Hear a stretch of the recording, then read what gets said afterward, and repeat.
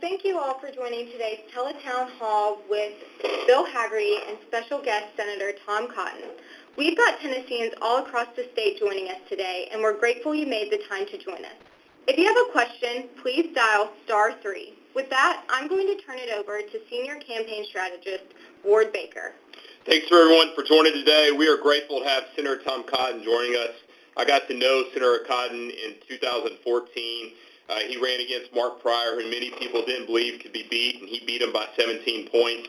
I'll tell you, he's someone you want on your side. He has strong ties to Tennessee. He was stationed at Fort Campbell with the 101st Airborne. He's now a member of the Intelligence Committee and is chairman of the Economic Policy Subcommittee and the Land Power Subcommittee.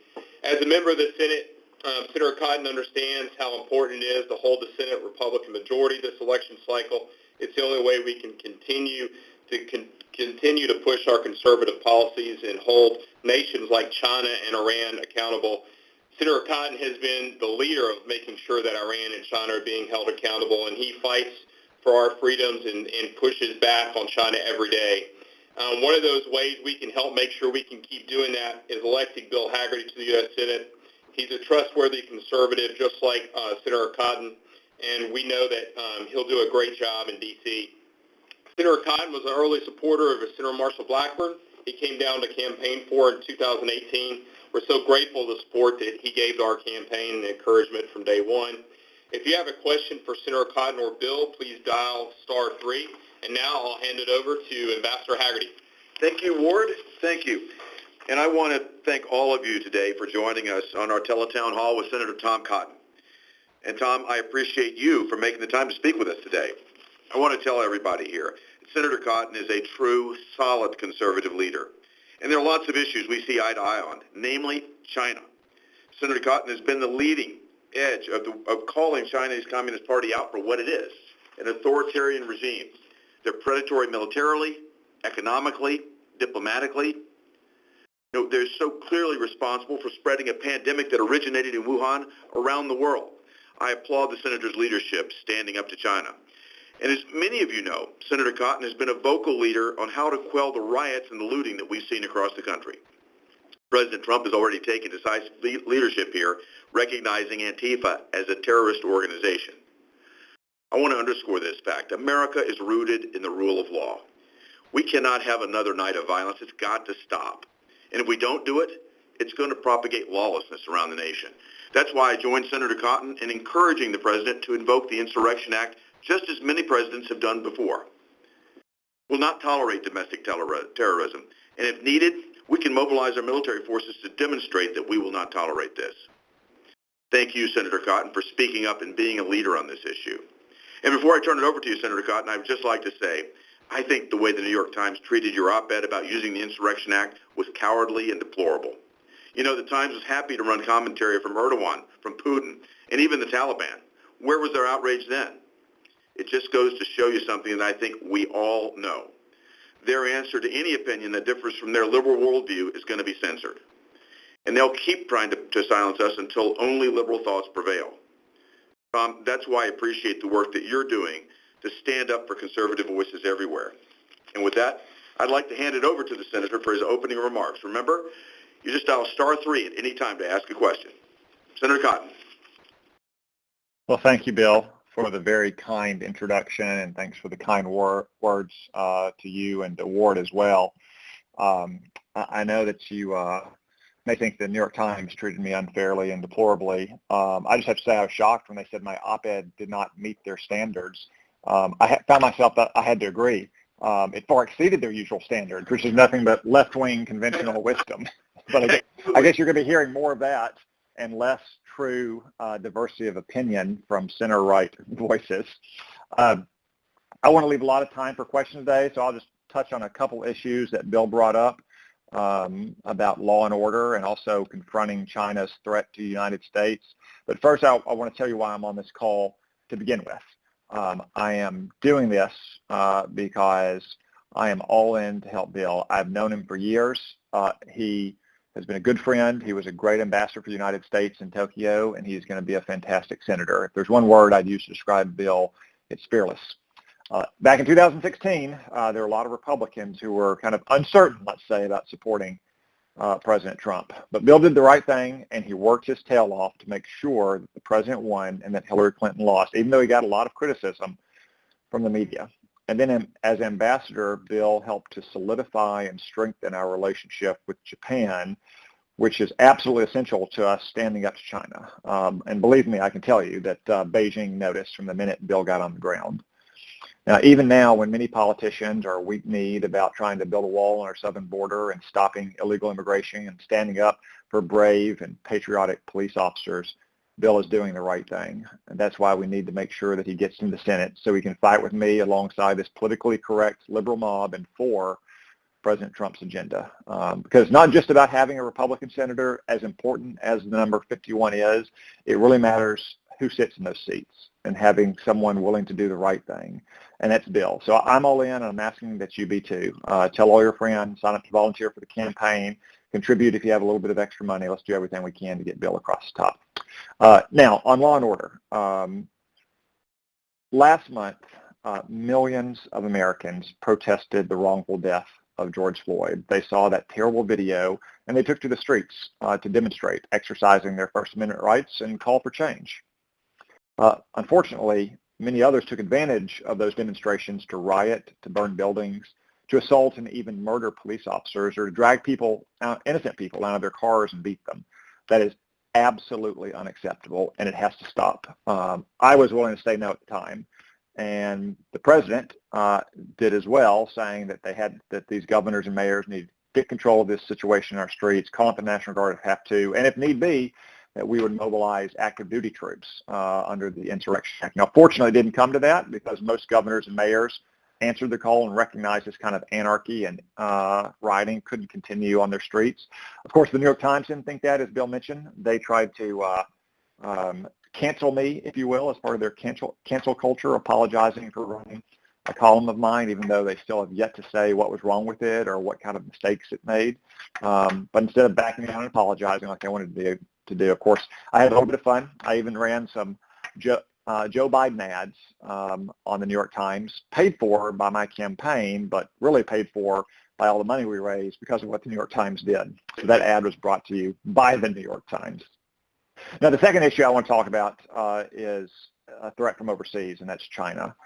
As Bill said, China is responsible for the coronavirus pandemic. They tried to cover it up. They lied to the world about it.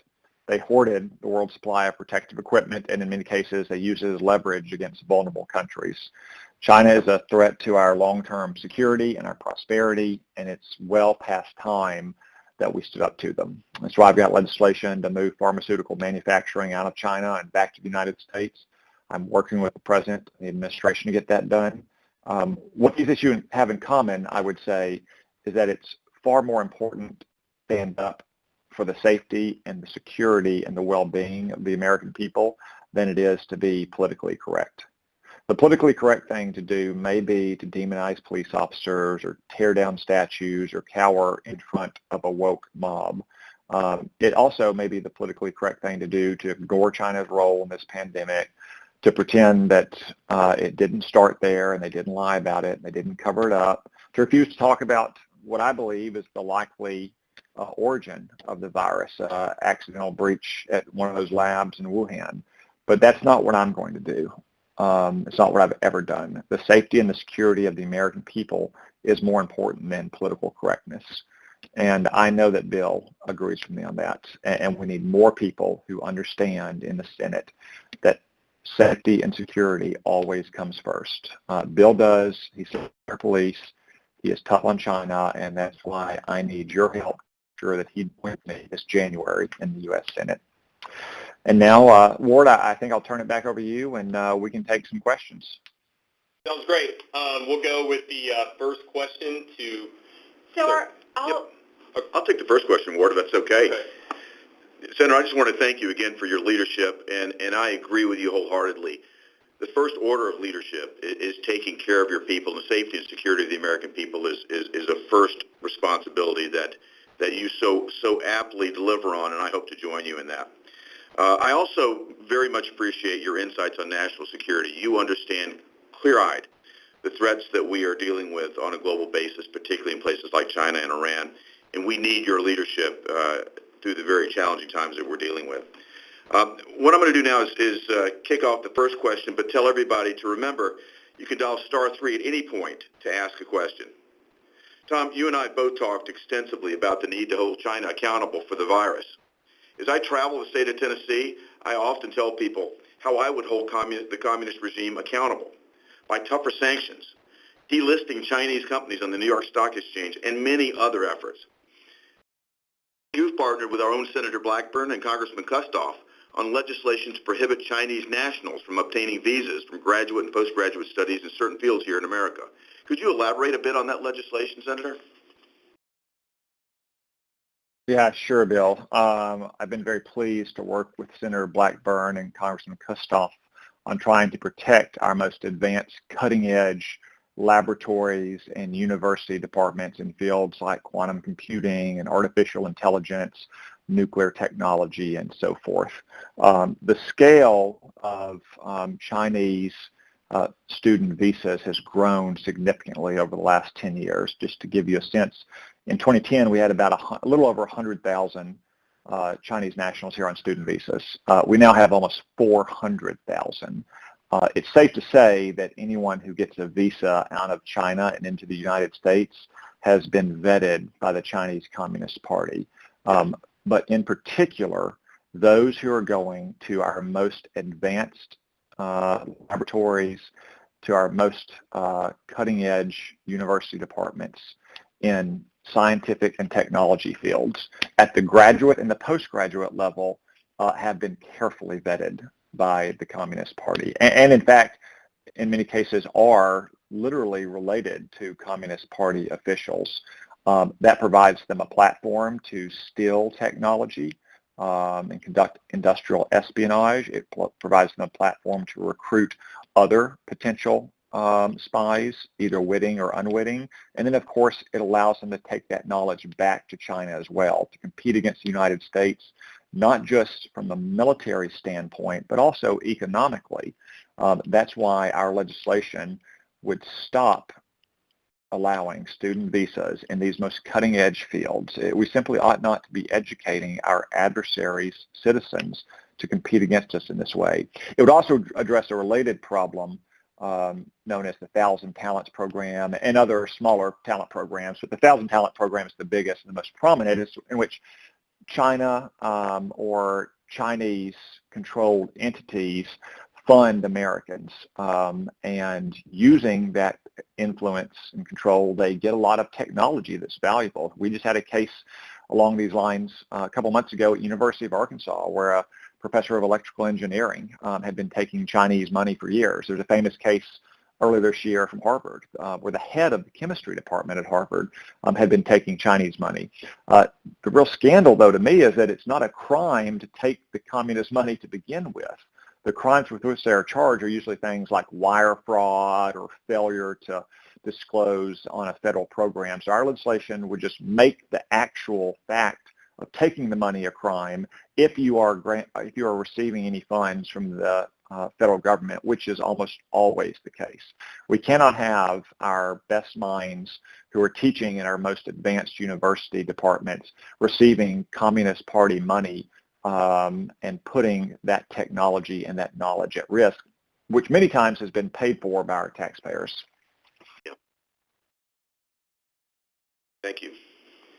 So we'll be taking questions from the audience now, and our first question is from Clay Owens in Hamilton County. Clay, you're on with Senator Cotton and Bill Hagerty. Hello, guys. Thank you, Senator Cotton, for taking your time today. We do appreciate it. We support everything you've been doing. But Bill touched on your New York Times editorial on the Insurrection Act, and I completely agree with what he said. Can you speak a little more about that and what you think about social media platforms' move to censor conservative voices? Thank you again for your support and for participating in the town hall, Tele-Town Hall.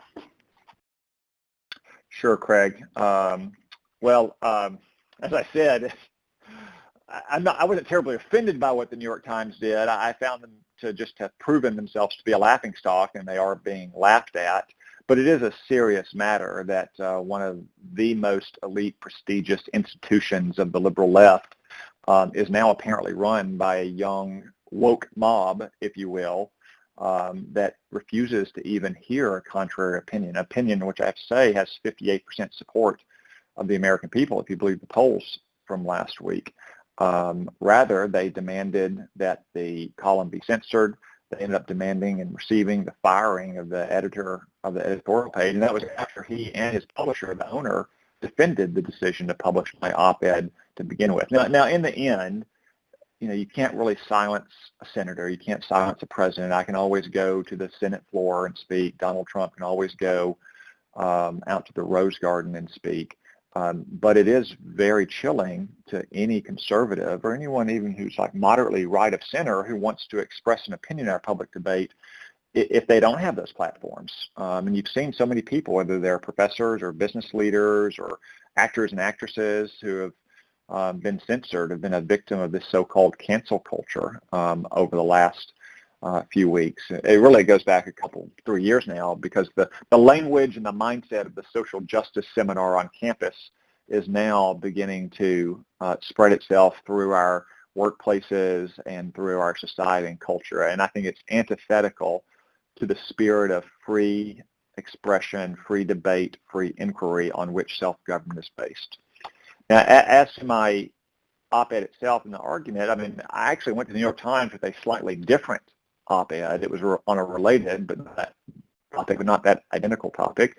They asked me to flesh out something I'd said on television earlier that day about the Insurrection Act. I said, sure, I'll be happy to do that. It's a very straightforward argument, and anyone who spent a little time studying history in college or high school as opposed to social justice knows that the Insurrection Act is over 200 years old and has been used repeatedly by presidents to put down domestic disturbances or unrest, to include with Tennessee's own 101st Airborne being called out by President Eisenhower against the racist Democratic governor of Arkansas, Orville Faubus, to ensure that Little Rock Central was desegregated. JFK did the same thing in 1962 and 1963 at Ole Miss and University of Alabama. LBJ did it in 1968 to stop rioting on some of the exact same streets that you saw in Washington, D.C. just 2 weeks ago.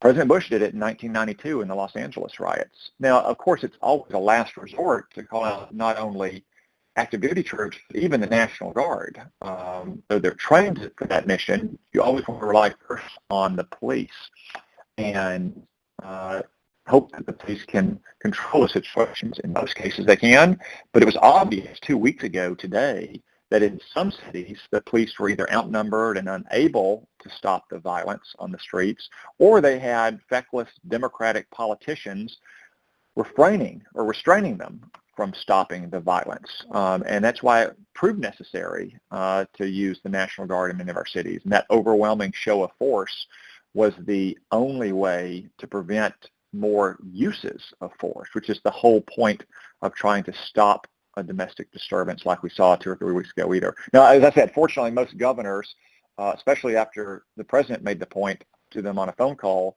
got the picture, they got the violence under control, and protests by the end of that week, by last weekend, were more or less peaceful protests and demonstration once again. There's still some violence, but not what you saw 2 weekends ago, people bringing crowbars and Molotov cocktails out to the streets. Again, it seems to me like a pretty basic proposition. There's long legal and historic precedent for it, but according to the woke children who now run the New York mobs, now run the New York Times, the new woke Times, maybe I should call it. It was just beyond the pale. Yeah, I couldn't agree with you more, Senator. This cancel culture, the liberals are willing to ruin people's lives and their livelihoods. You've got platforms like Twitter that are willing to censor the President of the United States, even though they won't censor the supreme leader of Iran when he calls for genocide to all of Israel. So there's such a double standard here. And I love your term. I think I'm going to use it more, the new woke times. But really, thank you for standing up and being such a clear voice for this. It's the only way our conservative message is going to get through, is having leaders like yourself. So thank you for your leadership there. Yeah, thanks, Bill. And our next question is from Sheriff Russell Barker in Anderson County. Sheriff, you're on with Senator Cotton and Bill Hagerty. Thank you so much. Senator Cotton and Bill, thank you for taking time out of your day to do this. And I'm not trying to make anybody jealous, but I'm currently sitting at the beach in Gulf Shores, Alabama. You go, Sheriff. So this is a lot easier than you might think it is. So Senator Cotton, you were speaking about law and order and things of this such. One of the things that has just been an absolute travesty to me is how General Michael Flynn has been treated and what has happened to him. Do you have any comments on that? And is there anything that Congress is working on to ensure this doesn't happen again? Yeah, Sheriff, I agree wholeheartedly. It's a travesty of justice, and it continues to be a travesty of justice. I mean, I can't believe this judge in Washington refuses to dismiss the case when the prosecutors have said it should have been dismissed. It never should have been brought to begin with. I filed a legal brief, actually, which several other senators signed on to in the Court of Appeals last week during the court's argument reviewing whether or not they should direct the judge to dismiss the case. I'll just go back to what was happening in late 2016 and early 2017. You had a transition. And, of course, Michael Flynn had numerous phone calls with foreign officials. That is the most routine thing imaginable in a presidential transition. Remember, we are the world's superpower. Everyone around the world wants to understand what the president thinks, and especially they want to understand what a new president and his team is going to be thinking. I mean, Bill has been involved in planning for transitions before. He could tell you exactly how common it is for foreign ambassadors or foreign ministers or heads of state to want to speak to the president and his incoming team. The Obama administration had intercepts that we now know dozens of political officials were using to essentially spy on Michael Flynn. Again, these are not, mid-level career case officers at the CIA or analysts at the National Security Agency. You had people like Susan Rice and Dennis McDonough and other political appointees in the Obama White House and senior cabinet officials who were asking the names of this American citizen to be revealed. And if you see the transcript, it's obvious that he did nothing wrong whatsoever. I mean, all he did was when he talked to the Russian ambassador a day after the Obama administration had finally sanctioned Russia, belatedly and diffidently, I would add, is to say that I know you're going to have to take some kind of action. I ask that you not escalate and that we have a chance to address this once we take office. So think about that. What got the Obama administration wrapped around the axle about Michael Flynn is that he asked a foreign adversary not to escalate tensions with the United States. I mean, that's how through the looking glass this entire situation was. And then I can tell you that after having sent FBI agents to interview him and doing so in a deceitful and underhanded way, by not telling him that he should have the White House counsel president, by not telling that he was a target of investigation, by not telling him that the FBI had already concluded he had done nothing wrong, and yet some senior officials at the FBI wanted to keep his case open, trying to entrap him to commit perjury or to get him fired at the White House. They sent 2 FBI agents to interview with them. And those very FBI agents did not believe that he was dishonest. They did not believe that he was lying when he said he couldn't remember phone calls that they were talking about. And in fact, he said, because he himself is a career intelligence officer, I assume that you know what I said, because I assume that you had intercepts with these foreigners. I mean, why don't you just go look at those? Again, he wasn't trying to hide a conversation. He didn't recall. And I can tell you, someone who talks to foreign officials and other elected officials a lot every single day, yeah, you probably won't recall every single conversation you had, especially if you're the incoming national security advisor of the president-elect. Literally every ambassador in Washington, every foreign minister, every defense minister, and most heads of states are trying to speak with you.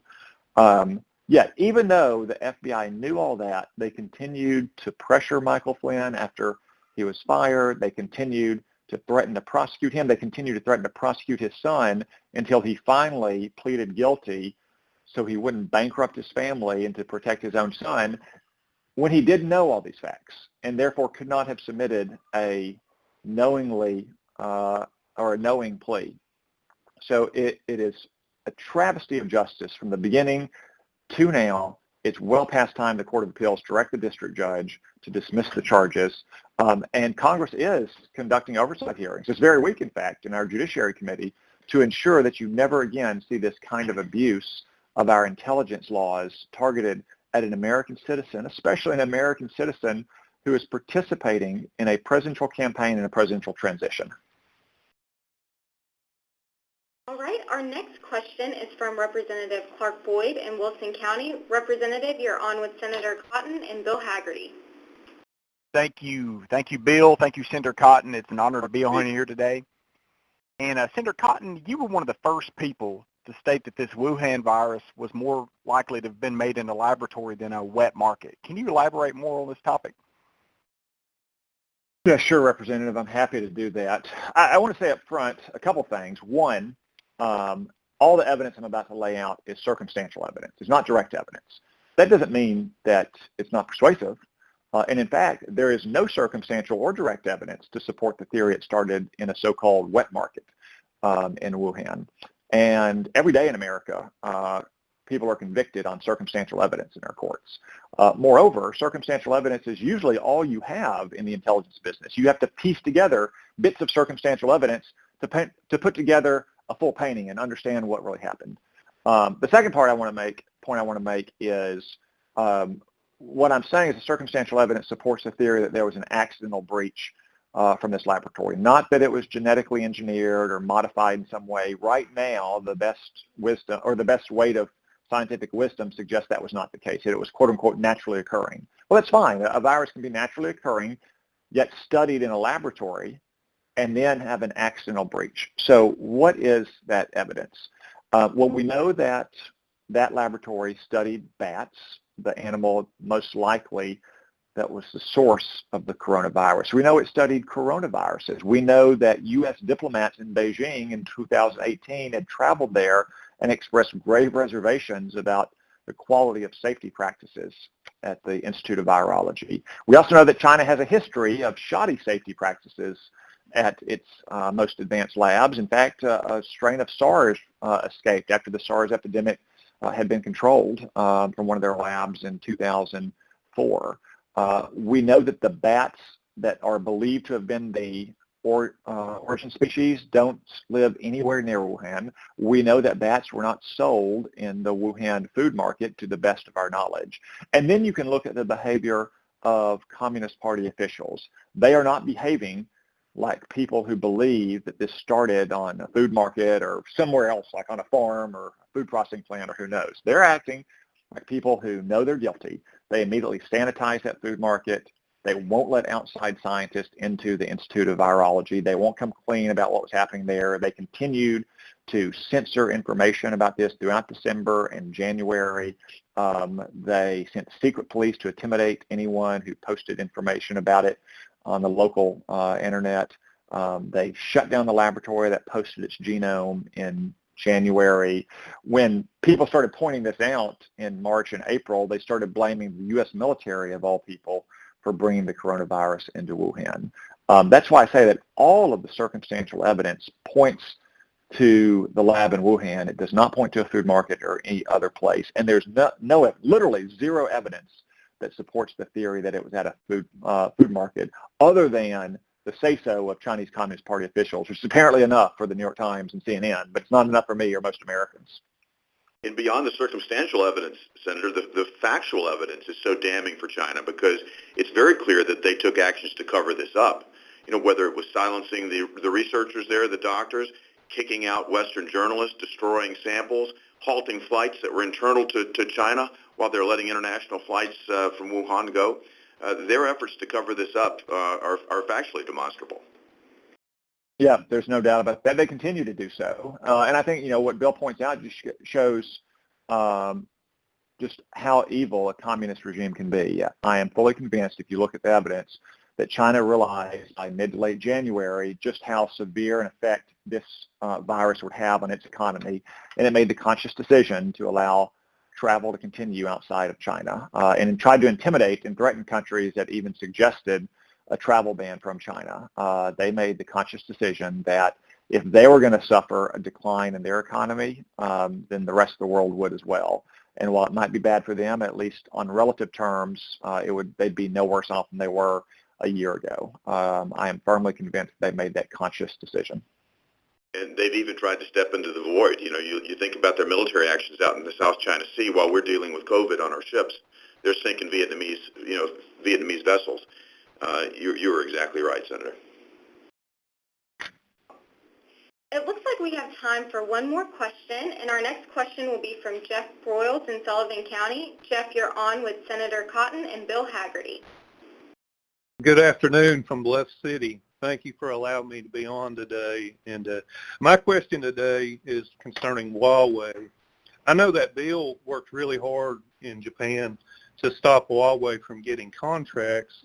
Is there anything else we can do to ensure Huawei doesn't obtain any more of our technology? Yeah, Jeff. So the administration's already taken some good steps on this. The recurring pattern right now is that I'll introduce legislation with some of my Republican colleagues, and actually to give him his due, Chuck Schumer as well, who's been a good partner on this Huawei question, to show you that it does have some bipartisan support in Congress. And within about 3 to 6 months, the administration does something very similar, identical, with administrative action using existing export control laws. And I commend the president for those actions. So just last month, for instance, the administration issued an order that will prohibit U.S. technology from going into foreign manufactured semiconductor chips that then end up in mainland China. So for instance, you can't take American code and put it on a semiconductor chip manufacturer in Taiwan that then goes to Huawei. And that has had pretty far-reaching effects. I testified in front of the Parliament a couple of weeks ago that they're considering, the government is, not just the Parliament, Boris Johnson is considering reversing their Huawei decision. Germany is also considering reversing their decision, in part because they now doubt whether Huawei will be able to deliver the goods and services that they promised without that kind of U.S. technology.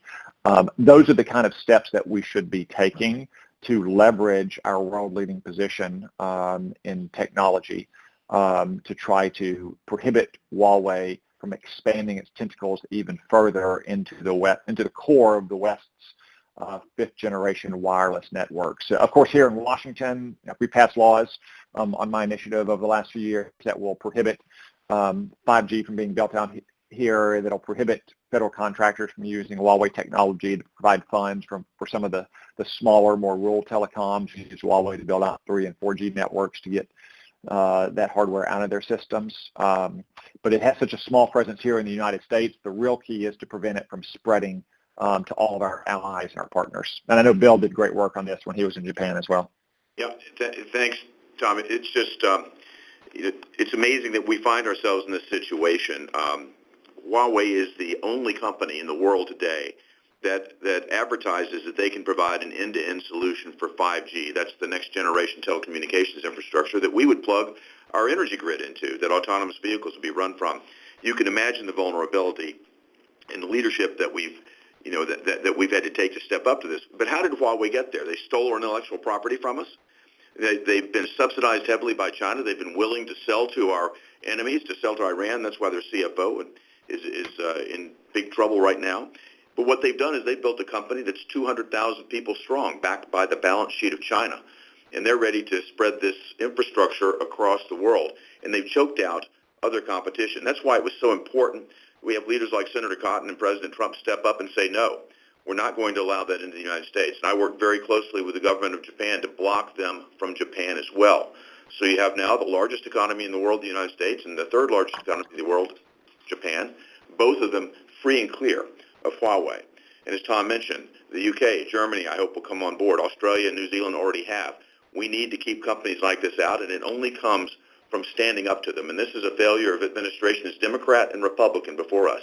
But we've got to stand up and put our foot down. And I so appreciate the leadership that you've taken, Senator Cotton, in doing just this. And I look forward to joining you because I see it the same way you do. China is predatory. They're a threat. And we've got to deal with them head on. All right, unfortunately, we are running short on time, and that was our last question. I'm going to hand it back over to Bill for some closing remarks. Oh, well, thank you, Sonali. And I want to thank everybody on the phone who was able to join us today. And I really want to thank you for your continued support of our campaign. It's making a huge difference. We've got a terrific message. I'm the only business person running, certainly the only person President Trump has put on the Economic Recovery Task Force, and the only person running with the President's complete and total endorsement. That's going to mean a lot as we think about jobs in the economy, which is a huge challenge for us, and also as we think about our security. Nobody's going to stand stronger with the President and with Senator Cotton than me to make certain that we keep our nation safe and strong. A very special thanks to Senator Cotton for taking his time to provide us with an update on all the things he's doing to help protect our communities and to hold China accountable. Very much appreciated, Senator. I'm sorry we weren't able to answer every question, but please feel free to contact and follow up with us at Bill is my email address at teamhaggerty.com, bill@teamhaggerty.com. And I hope you'll continue to keep up with us on teamhaggerty.com and on Facebook, Twitter, Instagram, Snapchat, and YouTube. The handle is Bill Haggerty TN. I want to thank President Trump for his leadership, everything that he's done to step up and slow down the spread of this coronavirus. And I also want to thank him for his efforts to get our economy going again. You know, my family and I pray for him and the challenges that he deals with every day. And thank you for joining us and praying for him as he navigates us through these unprecedented circumstances, and praying for leaders like Tom Cotton, who are fighting the fight for us every day and keeping our conservative values, holding them strong. Thanks to all of you for being with us today. This concludes our town hall. All right, that concludes today's Tele-Town Hall.